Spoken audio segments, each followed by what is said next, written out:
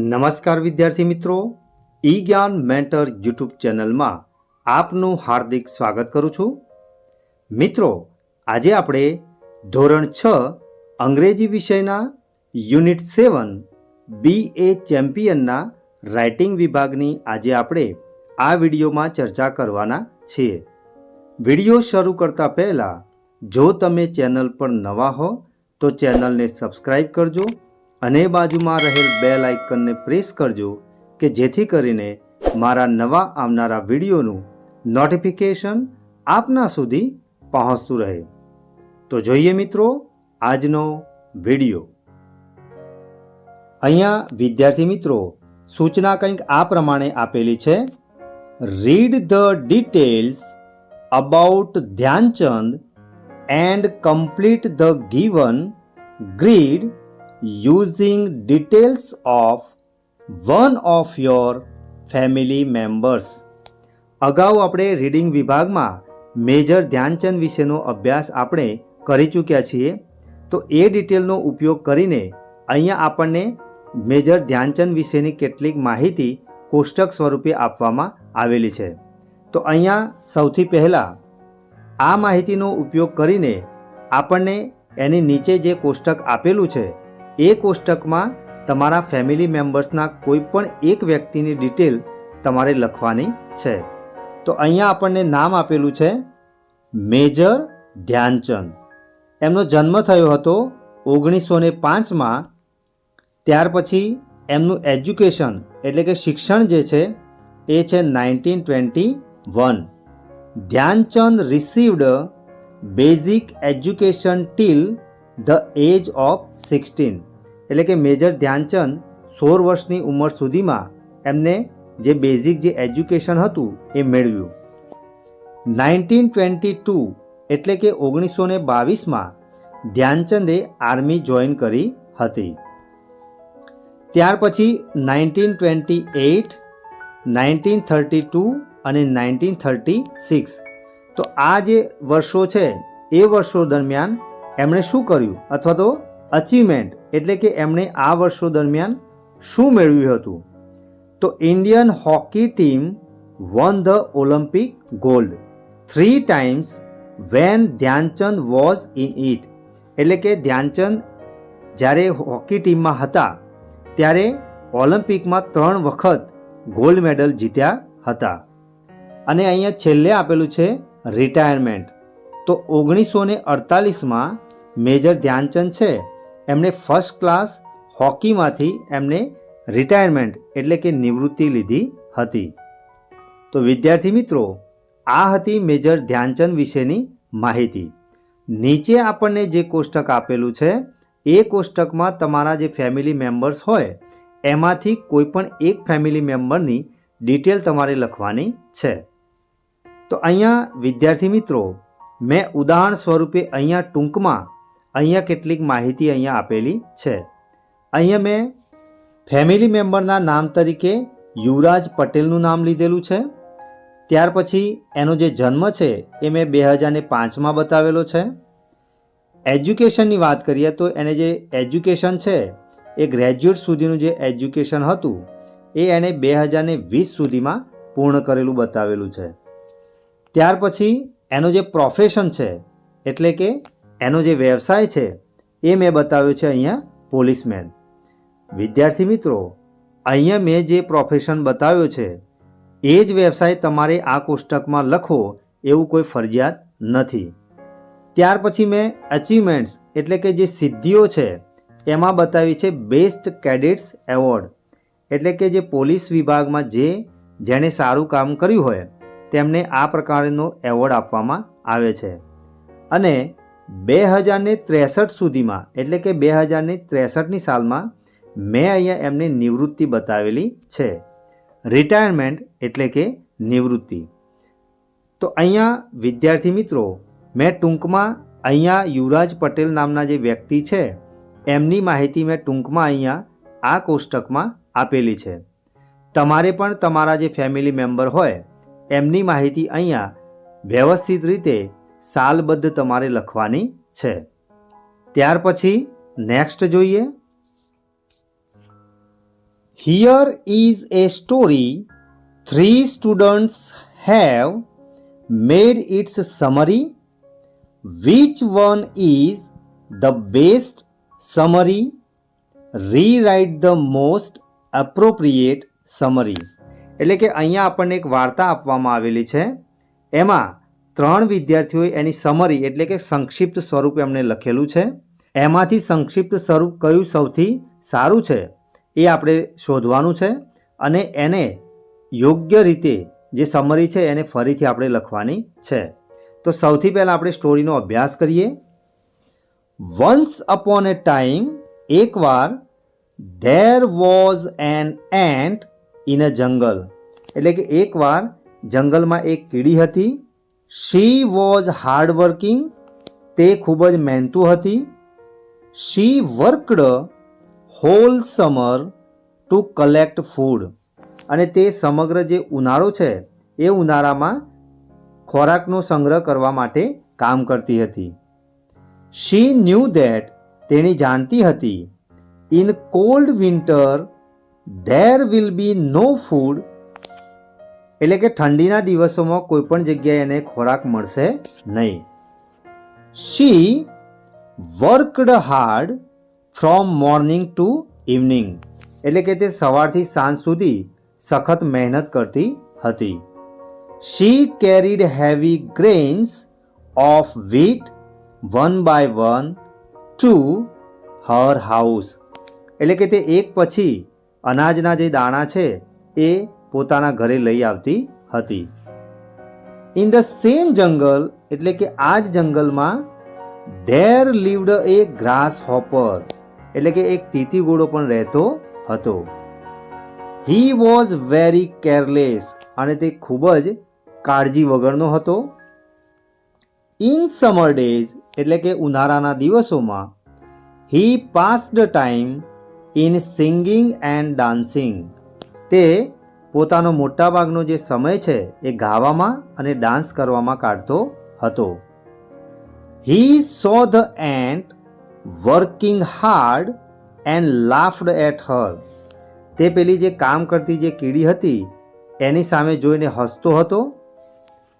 He said to the ant. એને કીડીને કહ્યું, why do you work so hard dear ant. એણે કીડીને કહ્યું કે અરે કીડીબેન, તમે આટલી બધી શા માટે સખત મહેનત કરો છો? There is plenty of food around. અને આપણી આજુબાજુ તો ઘણા બધા ફૂડ એટલે કે ઘણો બધો ખોરાક પડેલો જ છે. Come sing and dance with me. એટલે કે તમે આવો અને મારી સાથે ગાઓ અને ડાન્સ કરો. The ant replied. એટલે પેલી કીડીએ જવાબ આપ્યો, આઈ એમ પ્રિપેરિંગ ફોર ધ વિન્ટર. એટલે કે હું આ બધી જે મહેનત છે એ શિયાળા માટે કરું છું. What will you do in winter. તો પછી તમે અત્યારે જે મહેનત કરો છો તો તમે શિયાળામાં શું કરશો? You should also collect food for winter. એણે કહ્યું પેલા તીતીગોળાને કે ભાઈ તમારે પણ આ જે શિયાળો આવે છે તો એના માટે તમારે પણ ફૂડ ભેગું કરવું જોઈએ. The grasshopper said, there is a lot of time before winter arrives. એટલે પેલા તીતીગોળાએ કહ્યું કે કીડીબેન, હજુ શિયાળાને આવવાની તો ઘણી બધી વાર છે. Don't worry about the future. એટલે કે ભવિષ્યની ચિંતા કરવાનો કોઈ મતલબ છે નહીં. Live in the present. એટલે કે વર્તમાનમાં જીવવાનું રાખો. Time passed, winter arrived. એટલે સમય વીતી ગયો અને શિયાળો આવ્યો. The days grew shorter and colder. અને શિયાળામાં જે દિવસ હતો એ ખૂબ જ નાનો થઈ ગયો અને પાછો ઠંડો થઈ ગયો. There were less leaves and less fruit. અને આપણે સૌ જાણીએ છીએ એ પ્રમાણે શિયાળામાં પાંદડા પણ ખૂબ ઓછા થઈ ગયા અને ફ્રૂટ પણ નહિવત થઈ ગયું. there was less food. The grasshopper was now cold and hungry. હવે ક્યાંય કોઈ પણ પ્રકારનો ખોરાક હતો નહીં, એટલે પેલા જે તીતીગોળાબાઈ હતા એમને ખૂબ જ ઠંડી પણ લાગી અને ખૂબ જ ભૂખ પણ લાગી. He did not have anything to eat. અને તેમની પાસે ખાવા માટે કશું હતું નહીં. He realized his mistake, but it was too late. એમને એમની જે ભૂલ હતી એ સમજાઈ ગઈ, પણ હવે ઘણું બધું મોડું થઈ ગયું હતું. The grasshopper went to the ant. હવે પેલા જે તીતીગોળાબાઈ હતા એ પેલા કીડીબેનના પાસે ગયા. He requested. એમણે વિનંતી કરી, Dear ant, પ્રિય કીડીબેન, please share some of your food with me. એટલે કે તમે જે ઉનાળા દરમિયાન જે ખોરાક તમે જે ભેગો કર્યો છે એમાંથી થોડું ઘણું મને ખાવા આપો. આઈ એમ કોલ્ડ એન્ડ હંગ્રી. હું ખૂબ જ મને ઠંડી લાગે છે અને સાથે સાથે ભૂખ પણ બહુ લાગી છે. I did not prepare for the winter. પેલા તીતીગોળાબાઈએ સ્વીકાર્યું કે ભાઈ મેં શિયાળા માટે કશી તૈયારી કરી નહોતી. The ant was comfortable in her house. અને પેલા કીડીબેનને તો અગાઉથી તૈયારી કરી હતી એટલે તો શાંતિથી પોતાના ઘરમાં સૂતેલા હતા. She had enough food. તેની પાસે પૂરતું ખાવાનું પણ હતું. She was very kind. પણ સાથે સાથે તે દયાળુ પણ હતા. She said, I worked hard all summer to prepare for the winter, but you sang and danced. એટલે ફરી પાછું પેલા તીતીગોળાબાઈને એમને સમજાવ્યું અને યાદ પણ કરાવ્યું કે જ્યારે હું ઉનાળામાં ખૂબ જ કામ કરતી હતી આ વિન્ટર માટે, ત્યારે તો તમે ગાતા હતા અને ડાન્સ કરતા હતા. It is important to help others, so she shared some food. એટલે એમણે વિચાર્યું કે ભાઈ બીજાને આપણે મદદ કરવી એ પણ આપણી એક નૈતિક ફરજ છે. એટલે એમણે પોતાના પાસે જે ખાવાનું હતું એમાંથી થોડું ઘણું એમણે આપ્યું. The grasshopper thanked her. એટલે પેલા તીતીગોળાબાઈએ કીડીબેનનો આભાર માન્યો. The grasshopper understood the importance of hard work. અને ત્યારે આપેલા જે તીતીગોળાબાઈ હતા ને એમને સમજાયું કે ભાઈ સખત મહેનતનું કેટલું મહત્વનું છે. હી લર્નડ ધ લેસન. અને તેમને એક પાઠ શીખવા મળ્યો. In the next summer he worked hard. અને જ્યારે ફરીવાર પાછો ઉનાળો આવ્યો ત્યારે પેલા તીતીગોળાબાઈને પેલી વાત એમને યાદ આવી અને એમને સખત કામ કર્યું.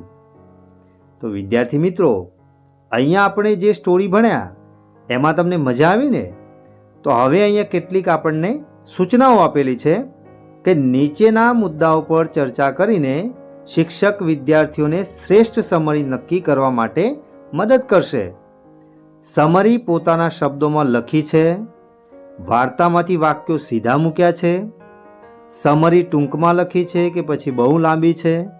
અને વાર્તાના બધા જ જે મુદ્દા છે આવરી લીધા છે કે કોઈ મુદ્દા છૂટી ગયા છે.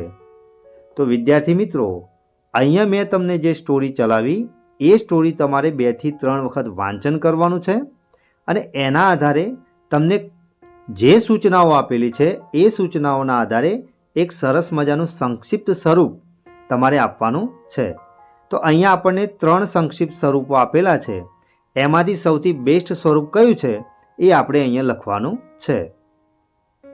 તો અહીંયા પહેલું આપેલું છે એમાં કે once upon a time there was an ant in a jungle. She was hardworking. She worked all summer to collect food. She knew that in cold winter there would be no food. She worked hard from morning to evening. In the same jungle there lived a grasshopper. He was very careless. In summer days, he passed the time in singing and dancing. He saw the ant working hard and laughed at her. Winter arrived. The days grew shorter and colder. There was less food. The grasshopper was now cold and hungry. He did not have anything to eat. The grasshopper went to the ant for help. She was very kind. She said, I worked hard all summer to prepare for the winter, but you sang and danced. She shared some food. The grasshopper thanked her. The grasshopper understood the importance of hard work. He learned the lesson. In the next summer, he worked hard. તો અહીંયા વિદ્યાર્થી મિત્રો, પહેલા વિદ્યાર્થીએ જે સંક્ષિપ્ત સ્વરૂપ લખ્યું છે એ આ પ્રમાણેનું છે. હવે આપણે બીજા વિદ્યાર્થીનું જોઈએ. અહીંયા બીજા વિદ્યાર્થીનું છે, a hard working ant spent her summer collecting food in a jungle. A careless grasshopper spent his time singing and dancing. The ant advised him, but he didn't follow it. When winter arrived, the grasshopper was cold and hungry. He asked for the ant's help. The ant helped him. The grasshopper was thankful. He also changed himself and worked in the next summer. અને જે છેલ્લા વિદ્યાર્થીની જે summary છે એ આ પ્રમાણે છે. There was an ant, there was a grasshopper. The ant was hardworking and the grasshopper was lazy. There was no food at grasshopper's home. He was hungry, so he went to the ant's house. Ant helped him. The grasshopper ate it. He was happy. તો વિદ્યાર્થી મિત્રો, અહીંયા 3 વિદ્યાર્થીની જે summary આપેલી છે એમાંથી તમને કઈ સૌથી વધારે ગમી એ અહીંયા આપણે લખવાની છે. તો અહીંયા પહેલો પ્રશ્ન જે આપેલો છે એ છે the best summary is summary 2. Second નંબરનો જે ક્વેશ્ચન આપેલો છે એ છે why is summary 2 the best, એટલે કે તમને જે સમરી 2 છે એ તમને કેમ સારી લાગી? તો એનું આપણે રીઝન લખીશું.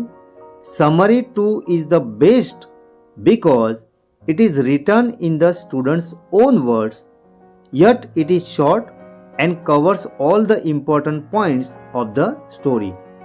એટલે કે બીજા નંબરની જે સ્ટોરી છે એમાં જ સ્ટુડન્ટે પોતાના શબ્દો વાપરેલા છે અને સાથે સાથે જે આખી જે સ્ટોરી હતી એને શોર્ટ પણ કરી છે અને તમામ જે ઇમ્પોર્ટન્ટ એટલે કે મહત્ત્વના જે પોઈન્ટ્સ હતા એ બધા જ એણે કવર કર્યા છે.